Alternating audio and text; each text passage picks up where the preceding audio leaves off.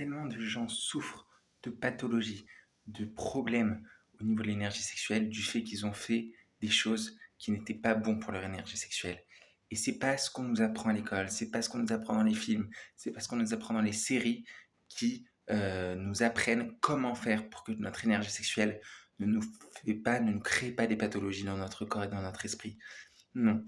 Et c'est pour ça que j'ai fait aussi cette chaîne et aussi pour vous apprendre l'importance de comprendre bien à quoi sert cette énergie sexuelle, comment elle doit être utilisée. Ok. Et un des points que je vais parler dans cette vidéo, c'est d'expulser sa semence en vain. Expulser sa semence en vain, j'ai déjà entendu quelqu'un qui m'a dit, écoute Simon, il y a une étude qui a été faite en médecine qui montre que bah, si on n'expulse pas sa semence en vain, eh ben c'est pas bien parce que ça peut créer des pathologies, etc. dans notre corps. Alors premièrement, je l'ai pas vu cette recherche qui a été faite, mais dans tous les cas, que ce soit vrai ou pas, en médecine chinoise, c'est totalement faux, ok? Parce que en fait, vous allez vous détruire en expulsant votre sémence en vain, parce que ce n'est pas le but de la semence, de cette énergie sexuelle.